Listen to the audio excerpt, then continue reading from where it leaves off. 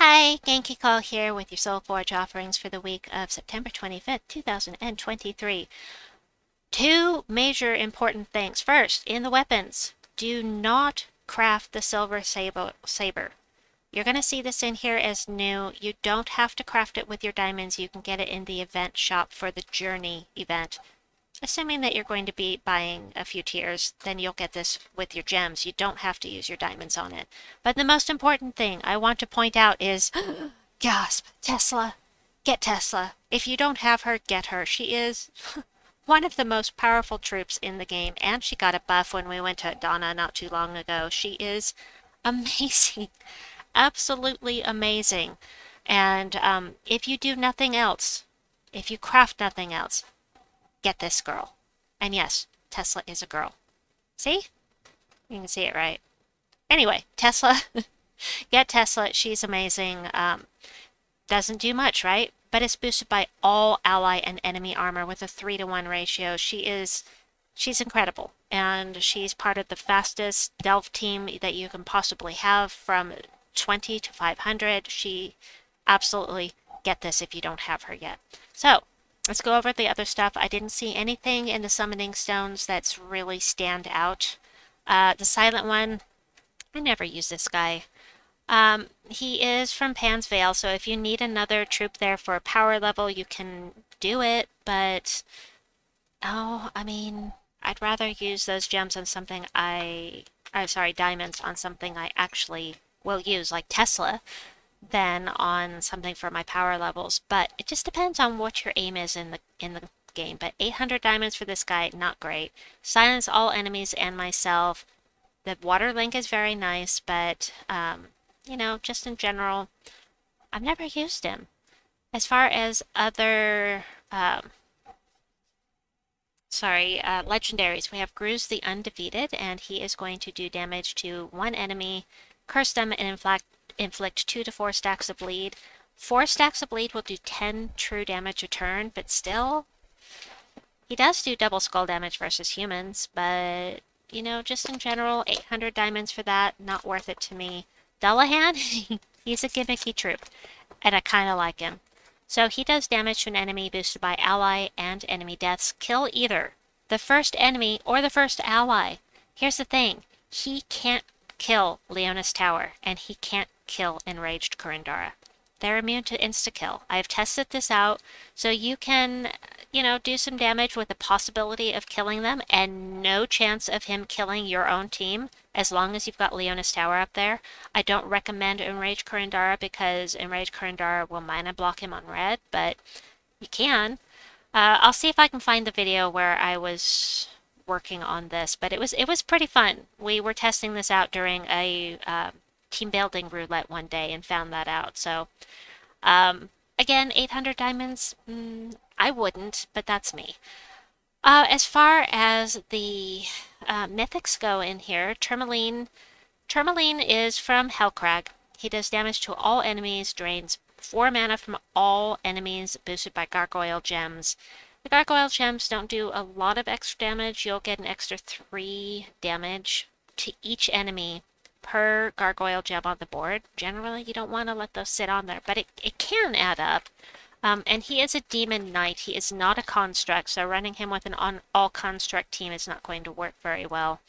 Reflects some skull damage. He creates a good gargoyle gem when matching 4+ gems, so he's okay. He's not unbelievable like Tesla. I'm going to be on that train all day. Champion of Anu, this is one that that I had put together for Journey. You can use this mythic.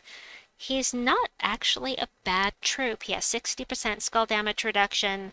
He silence, stuns, and drains all mana from an enemy. Boom. Nice, right? Except that he should be stunning first to really get max value out of this. But either way. Deal damage to them and all enemies below them. So he can hit the entire enemy team. He doesn't do a lot of damage, but he can hit the entire enemy team if you hit the top troop. But, you know, he's an option, and he's not amazing, but if you need a mythic for Sword's Edge and you've got the other ones that you really, really want, he's there. Scorpius, I think, is the best mythic in here, in my opinion. He does damage to the last two enemies, and he will insta-kill them if they're poisoned. So there are only two ways that he's not going to insta-kill. One is if they're not poisoned. If they are immune to poison, then he's not going to insta-kill them. Or if you are fighting a Doom, Leonis Tower, or Rage Kurandar, or you're in an event where you're fighting something invulnerable like Tarask in Raid Boss, or Raid Boss Zul'Goth, that kind of thing. Anything that can't be insta-killed, you know, isn't going to work with this. But you run him with Uriali, who is also a mythic, but will poison all enemies on match 4s, or you take him out with... My favorite is to take him out with Magnus. Before I had Uriali, take him out with Magnus, who will poison the entire enemy team unless they're immune, and then you just start killing them. You can go very, very fast with Scorpius, depending on whether or not they're immune to poison. Then, lastly, we have Queen Aurora. She is from Silverglade. I ended up crafting her because Silverglade is a magic kingdom. And to get the power level up in a magic kingdom, it was worth the 4,000 diamonds to me to get that power level up. Again, it's all about your goals and what you want to do in the game. But getting a magic kingdom powered up was really important to me. So she gives all other allies barrier and life, and create 10 gems of whatever color you want. So you can loop with her. She's actually a pretty good troop that people just generally don't tend to use. And you do get bonus mana from all gem matches. Every match 3 you make. Every match you make is going to have 1 extra mana there for each color that you match. So yeah, that's pretty cool. As far as weapons go, you can see I don't have the Doomed Mask. I am not going to run to craft this, even though I recommend crafting weapons. It's very important. But, oh, I have something else very important here. Very important, folks. Tomorrow, on Tuesday only, during the Silver Necropolis faction assault, Life and Death is going to be available. If you don't have Life and Death, you are going to be able to craft it or get it from the event tomorrow. I recommend getting it from the event, but yes. Yeah. Life and Death. Let me show you what it does in case you don't know. Here it is. It's incredible. Steal life from the last 2 enemies. Death mark them. Bless myself. Enchant yourself. And drain some mana from the first enemy. It's just an amazing weapon. It is one of the most powerful weapons in the game, and you must have this, unless you'll never use it. But I recommend that you get this in the Faction Assault shop rather than in the Soulforge, unless you just don't have the gems. But yeah, because the diamonds are not as easy to get as the gems. Alright, heading back. So glad I didn't forget that. Anyway, I already have 15 weapons for Silverglade, so I'm not in a hurry to craft another one. I don't even have the last Doom that I got maxed out yet. So, you know, you have to be able to have the Forge Scrolls or the Orbs of Forging to get these maxed out. So, I'm not in a hurry on that. I'm going to save my 900 diamonds for now. As far as what else we've got here, here's a 75 diamond cheapo one. This one is going to do damage to the first enemy and triple damage if they use brown mana. And it's going to entangle them, the first troop. Also first enemy. So, yeah, this is actually a great weapon to use on Brown Defense Day. I should try that. Not right now.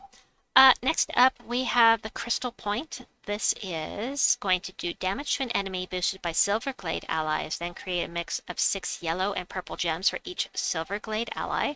Plenty there that use silver and purple. Next is another cheapo, the Runestone of Silverglade. Remove all purple gems. You won't get anything out of that except boosting the damage from the spell. And if the enemies from Silverglade or the battles in Silverglade deal double damage, and it self-enchants. That is an important point. That is super, super helpful if you'll use it. Next is the Ethereal Shield. This one's going to do damage and it's going to gain armor and a random ally for every demon enemy. So if you're fighting all demons, you'll barrier your entire team. It is self-enchanting once again. Super nice on that.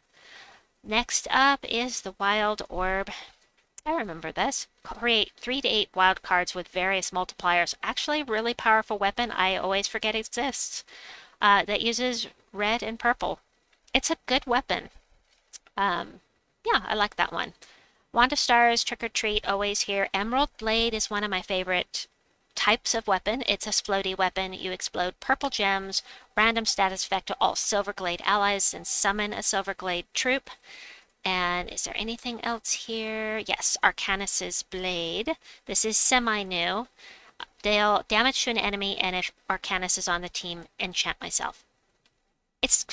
Which is redundant, because look, if you have it leveled up, it's going to enchant itself anyway. So you don't actually have to have Arcanus on the team to get the enchant. You just have to level it up, temper it. That's hilarious. Alright, that is it for the Soulforge. I hope that you enjoyed this video. Please like and subscribe. Check out the other videos popping up on the screen now. Have a wonderful day or night wherever you may be, and we'll see you soon. Bye-bye!